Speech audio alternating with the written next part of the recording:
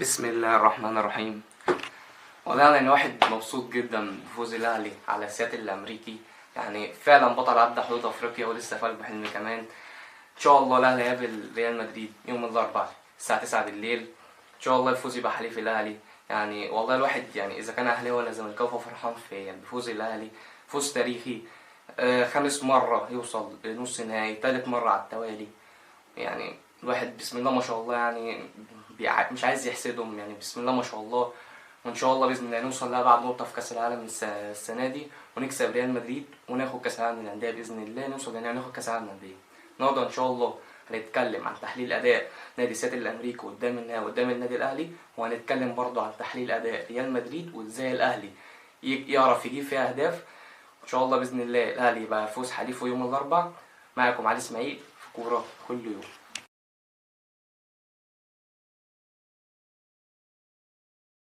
نبدأ بس أهم حاجة نصلي على سيدنا محمد، اللهم صل وسلم وبارك على سيدنا محمد صلى الله عليه وسلم.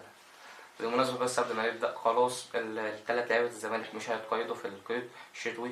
خلاص مش هيتقيدوا، هيستنوا لحد الصيف الميركاتو الصيفي عشان يتسجلوا. ده بس كنت حابب بس أفتح بس الموضوع بس بالتلات صفقات بتوع الزمالك، وهم خلاص مش هيتسجلوا في القيد. وخلاص يعني هيتسجلوا بقى في الصيف إن شاء الله، ومش هيرجعوا لفرقتهم. عشان يعني في ناس سألت، يعني احنا سألنا ناس متخصصة في حاجة زي كده، قالك مش هينفع ان هم يرجعوا لفريقهم وفريقهم مش هيرضوا ان هم خلاص راحوا الفريق ومعاهم وتسجلوا خلاص في الفريق، بس ما تسجلوش في الميركاتو الصيفي الشتوي. وده كان حوار نادي الزمالك. نخش على تحليل اداء الاهلي قصاد سياتل الامريكي قصاد النادي الاهلي. نادي سياتل مارسيل كولر كان في ذكاء، يعني ذكاء منه ان هو يبدا في الشوط الاولاني يسيب لهم الكوره، يخليهم يطلعوا كل الطاقات البدنيه. طبعا الفريق بقاله 3 شهور ما لعبش ماتش رسمي. الفريق مش مستعد بدنيا جامد، عشان طبعا بقاله 3 شهور ما لعبش ماتش رسمي. فيعني مارسيل كولر في حته ذكاء ان هو يسيب لهم الكوره في الشوط الاولاني. 45 دقيقه كان الاهلي حرفيا احنا ما شفناهوش. كنا كله توقع ان هينزل الشوط التاني هيخسر، هيجي فيها اهداف، بس حصل عكس كده خالص. مارسيل كولر كان فعلا في حته ذكاء منه. نزل الشوط التاني من اول 45 دقيقه لحد 90 دقيقه الاهلي كان ماسك الكوره على سيتي الامريكي، ضاغط عليه ضغط عالي. سيتي ما كانش عارف يطلع بالهجمه. الاهلي عرف ان هو يجيب في هدف. وطبعا يعني قضيه تانية للنادي الاهلي من محمد مجدي قفشه.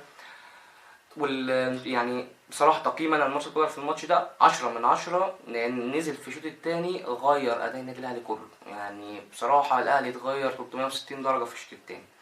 يعني بصراحة بسم الله ما شاء الله على مارسيل كولر. يعني ربنا يكمله بعقله نكسب ريال مدريد بإذن الله.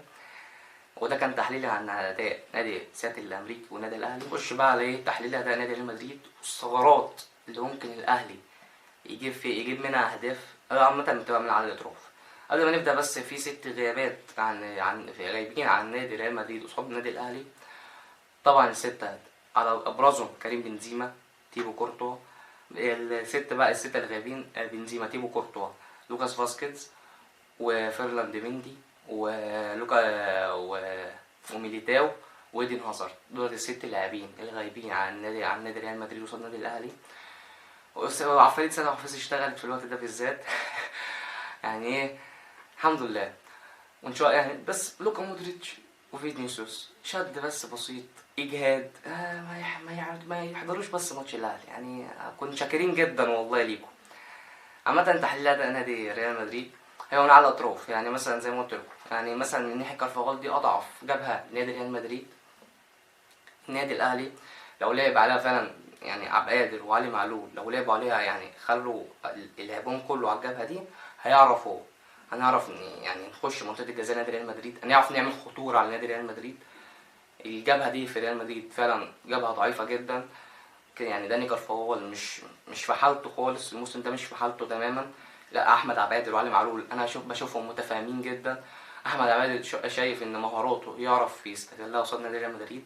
ان شاء الله باذن الله نعرف نستغل حته زي كده. وبرضه لو لعب حسين الشحات هيبقى هما برضه متفاهمين. حسين الشحات ومحمد يعني متفاهمين جدا مع بعض. ان شاء الله برضه يعملوا جبهه جميله عالميه قصاد نادي ريال مدريد. ومحمد هاني بصراحه في الفتره الاخيره هو ده الهجومي انا شايفه دلوقتي بقى افضل باك يمين في مصر. انا شايفه دلوقتي محمد هاني بسم الله ما شاء الله، الله اكبر، ربنا يعني يا رب يكمل بالاداء ده على طول. يعني الله اكبر، ما حسيناش بغياب اكرم توفيق، ما حسيناش بيه خالص يعني. ده احنا كمان يمكن زادنا محمد هاني جمالا في الحته الهجوميه، يعني الحته الدفاعيه كان ماشي اكرم زياده عنه شويه، بس برضه محمد هاني بيعرف يغطي على الحته الدفاعيه، والهجوميه بيبقى اكتر. انا شايف بالنسبه لنا محمد هاني في الحته الهجوميه افضل بكتير من اكرم توفيق في الحته الهجوميه، انما في الحته الدفاعيه اكرم توفيق احسن منه، بس ما شفناش ما حسيناش بالحته دي. وان شاء الله باذن الله النادي الاهلي يفوز على ريال مدريد، ودي بس يعني ثغرات بسيطه للنادي ريال مدريد لو عرفنا. وبرده الكرات العرضيه، نادي ريال مدريد مش الدفاع برده مش في حالته، الدفاع ريال مدريد الموسم ده مش في حالته خالص. يعني ميليتاو هو اللي كان مفوق الدفاع في اخر كام ماتش، ميليتاو اتصاب، شفنا دفاع ريال مدريد بقى يعني سيء جدا. امبارح ريال مدريد خسر من ريال مايوركا 1-0 بغلطه دفاعيه من ناتشو، جاب هدف في نفسه في مرماه. يعني نادي ريال مدريد برضه في اخر يعني في اخر كام ماتش مش حلو، مش ريال مدريد اللي احنا عارفينه. وريال مدريد هيسافر بكره، برضه البدني بتاع ريال مدريد واقع، يعني هو لسه لعب امبارح يا دوبك، بس هيريح النهارده والتلات ويلعب الاربع، يعني هيريح النهارده وهيسافر بكره، مش هيلحق حتى يتمرن يا دوبك، بس هو هيسخن قبل الماتش مثلا بنص ساعه. هو ده بس ايه ريال مدريد. فالاهلي ان شاء الله يستغل حاجه زي كده. البدني بتاع ريال مدريد مش هيبقى عالي، لان يعني طبعا يا دوبك ريح يومين وسافر حتى في اليوم التاني وهيلعب في اليوم التالت، فحرفيا هو هيجهد بدني جامد جدا على ريال مدريد.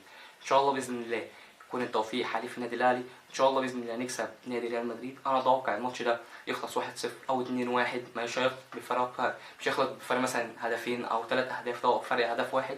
ان شاء الله باذن الله يبقى صالح النادي الاهلي، وربنا يوفق النادي الاهلي.